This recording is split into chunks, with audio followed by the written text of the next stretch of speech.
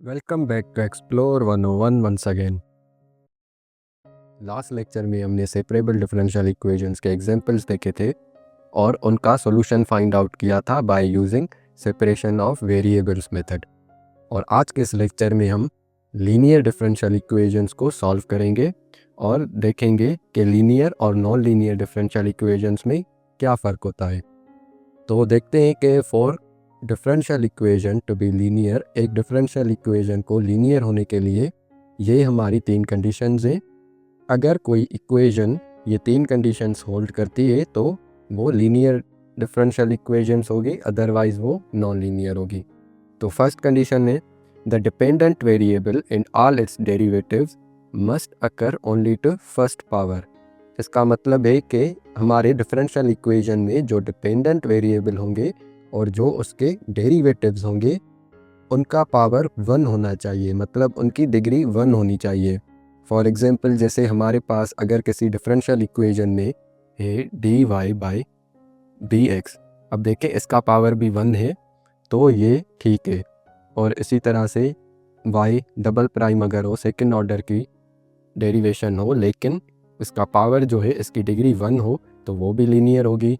और इसी तरह से अगर हायर ऑर्डर की हो फिर भी अगर उसका पावर 1 है, मतलब उसकी डिग्री 1 है, तो वो लीनियर ही होगी। और इसी तरह से फॉर एग्जांपल एक एग्जांपल देखते हैं कि dy by dx plus x square plus y equals to 0। अब क्या ये लीनियर डिफरेंशियल इक्वेशन है? तो हाँ, ये भी एक लीनियर डिफरेंशियल इक्वेशन है। यहाँ पे पावर है स्क्वायर में, लेकिन हमें क्या देखना है कि जो डिपेंडेंट वेरिएबल है और जो डेरिवेटिव है उसका पावर हमेशा 1 होना चाहिए। तो x का पावर कितना भी हो वो फ़र्क नहीं पड़ता। तो ये भी एक लीनियर डिफरेंशियल इक्वेशन है। अब सेकंड कंडीशन क्या है कि there should not be any term involving the product of dependent variable and its derivative. मतलब कि जो डिपेंडेंट वेरिएबल है और डेरिवेटिव है वो आपस में प्रोडक्ट नहीं होने चाहिए।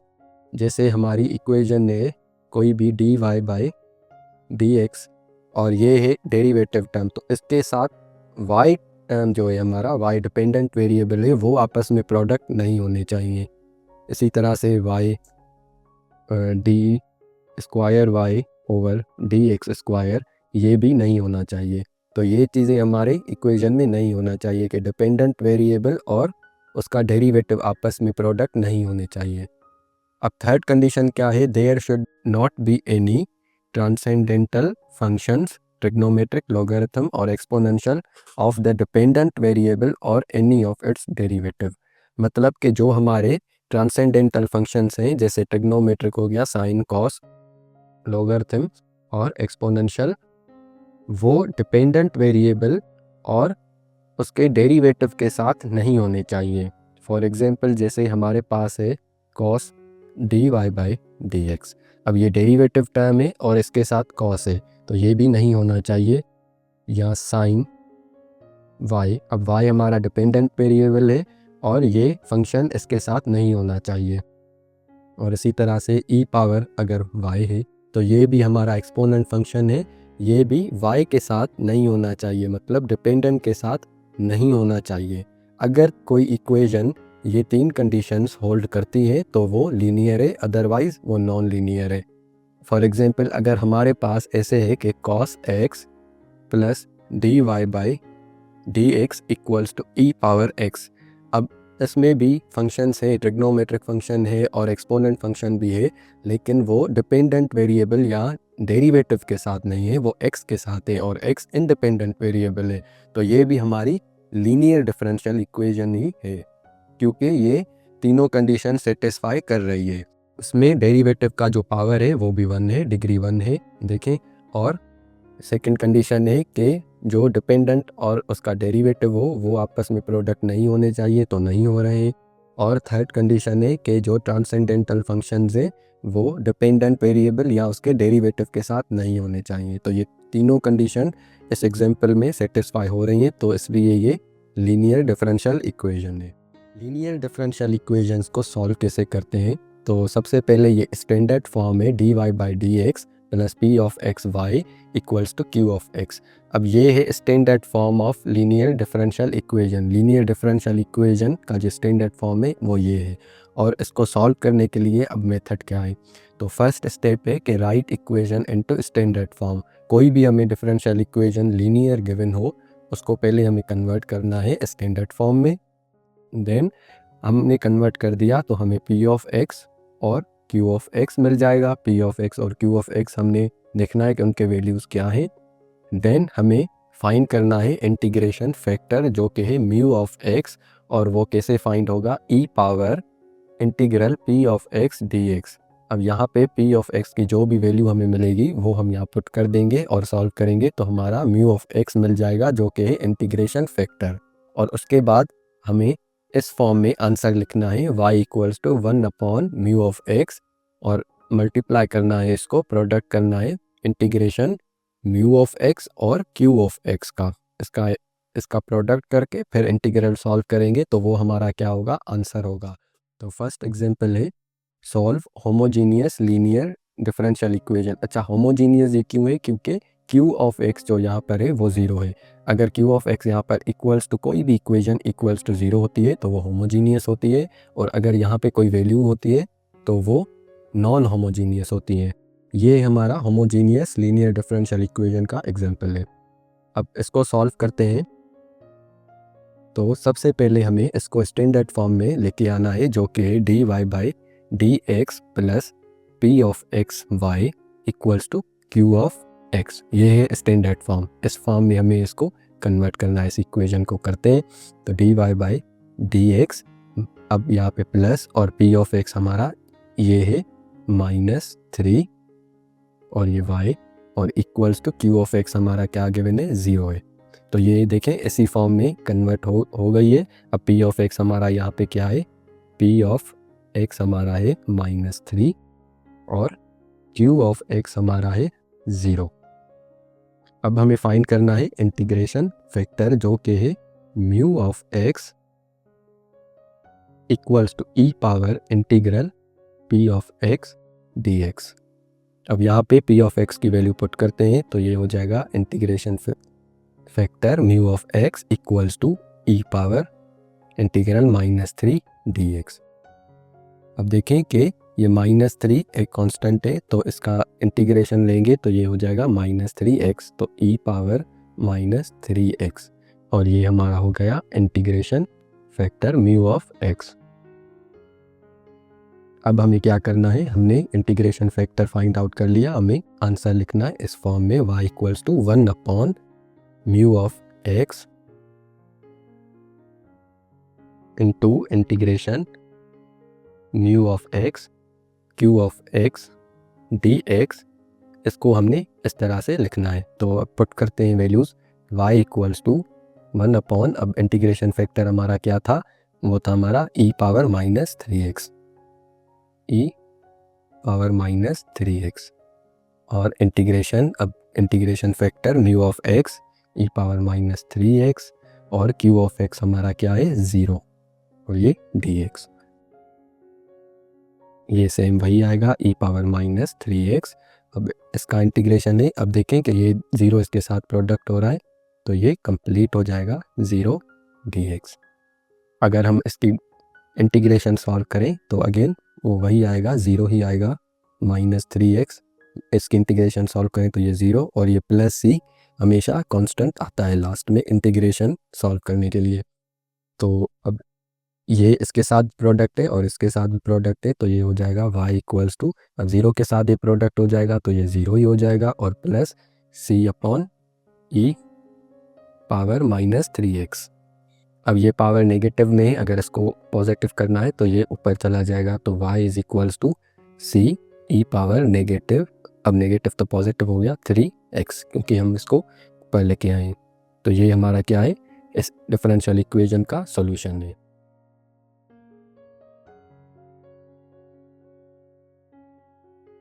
अब हमारे पास एक और एग्जांपल है, solve non homogeneous linear differential equation dy by d x -3y equals to 6। अब इसमें देखें कि यहाँ पे 0 नहीं है, कोई वैल्यू है, तो इसलिए ये है नॉन होमोजीनियस। तो इसको सॉल्व करते हैं। सबसे पहले इसको हमें लेके आना है स्टैंडर्ड फॉर्म में, dy by d x plus अब पी ऑफ एक्स हमारा क्या होगा, -3y इक्वल्स टू 6। अब हमें आइडेंटिफाई करना है कि पी ऑफ एक्स क्या है, -3 और क्यू ऑफ एक्स है हमारा 6। पी ऑफ एक्स हमारा है -3। तो फर्स्ट क्वेश्चन में हमने इसका इंटीग्रेशन फैक्टर फाइंड आउट किया था और वो था e ऑफ -3x। ये हमने फर्स्ट क्वेश्चन में फाइंड आउट किया हुआ है। तो इसको अब हमने पुट करना है y equals to 1/μ of x integration μ of x into q of x dx। अब यहाँ पे हमें सिर्फ वैल्यूज़ पुट करनी है। तो y equals to 1 integration factor है e ऑफ -3x और यहाँ पे इंटीग्रेशन फैक्टर है e of -3x into Q of x हमारा है 6 और ये dx। अब इसको सॉल्व करते हैं तो ये हो जाएगा 1/e ऑफ -3x सेम, और यहाँ पे इनका प्रोडक्ट लेंगे तो ये हो जाएगा integration 6e of -3x dx। अब हमें इनकी इंटीग्रेशन सॉल्व करनी है। तो y equals to 1/e of -3x same, और अगर इसकी इंटीग्रेशन सॉल्व करें तो 6 इंटीग्रेशन के बाहर आ जाएगा, बाकी बचेगा e ऑफ -3x dx। तो ये हो जाएगा y equals to 1/e of -3x, और इसका इंटीग्रेशन सॉल्व करेंगे तो क्या होता है कि integration of outside function leave inside same और divided by derivative of inside function, और इनसाइड फंक्शन है हमारा -3x तो डेरिवेटिव होगा -3, और ये प्लस c हमारा कांस्टेंट इंटीग्रेशन सॉल्व करने का। तो ये हो जाएगा y equals to 1/e of -3x, और यहाँ पे टेबल लग रहा है 3 1 3 3 2 6, तो ये हो जाएगा -2e⁻−3x प्लस c। अब ये इसके साथ प्रोडक्ट हो रहा है तो वो सिंप्लीफाई करते हैं। तो ये हो जाएगा, ये इसके साथ प्रोडक्ट होगा तो ये हो जाएगा -2e⁻−3x over e⁻−3x plus c over e⁻−3x। अब ये -3x इसके साथ कैंसिल हो रहा है तो ये हो जाएगा y इज इक्वल्स टू -2, और ये भी पावर अगर हम इसका पॉजिटिव करना चाहें तो ये ऊपर चला जाएगा, तो ये हो जाएगा c⁻3x। तो ये हमारा है सॉल्यूशन इस डिफरेंशियल इक्वेशन का। हमारे पास एक और एग्जांपल है x dy by d x plus 4y equals to x³ - x। अब इसको सॉल्व करते हैं। सबसे पहले हमें इसका स्टैंडर्ड फॉर्म बनाना होगा, x dy by d x plus 4y equals to x³ - x। अब स्टैंडर्ड फॉर्म है कि dy by d x plus P of x is equals to Q of x, लेकिन यहाँ पे ये x है तो इस x को ख़त्म करने के लिए हम x को डिवाइड करेंगे बोथ साइड।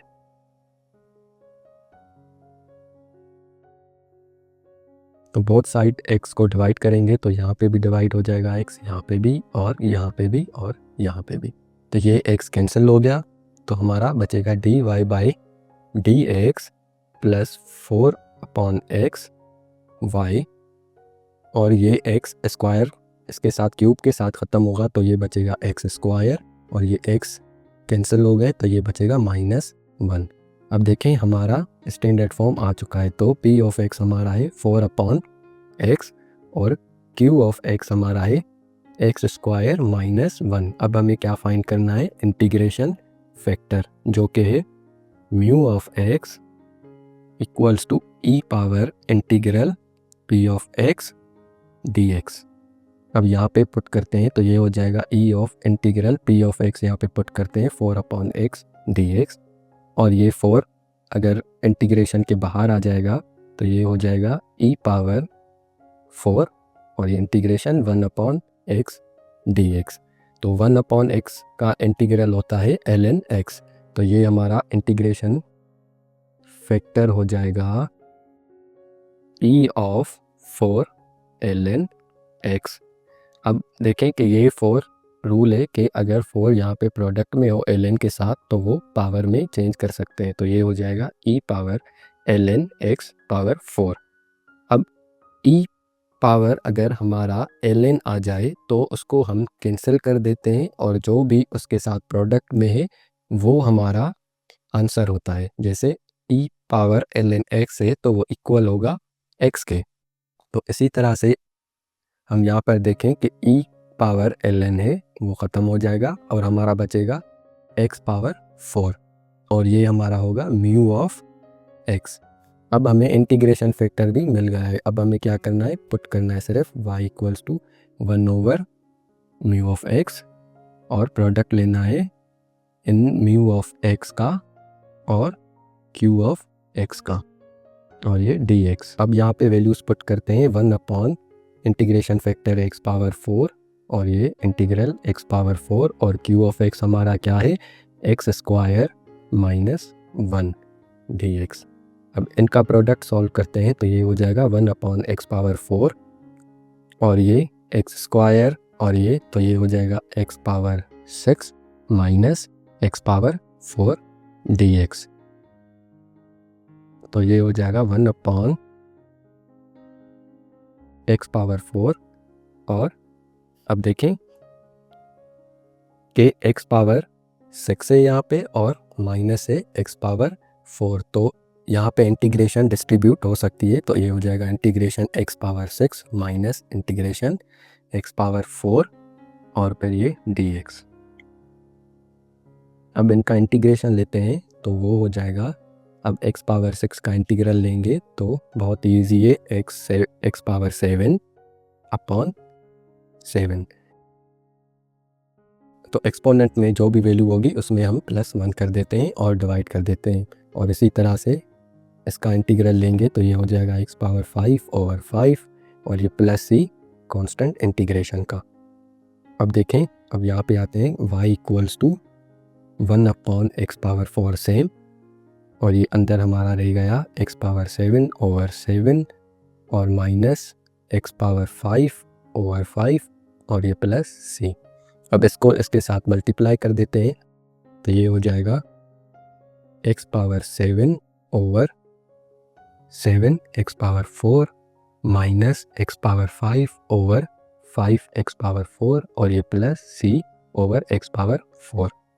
अब देखें कि ये x पावर 4 है और ये x पावर 7 है तो इसको सिंप्लीफाई करें तो ये हो जाएगा x क्यूब ओवर 7 और फिर ये माइनस और ये x पावर 4 है और x पावर 5 है तो ये बचेगा x ओवर 5 और ये प्लस और x power c upon x power 4।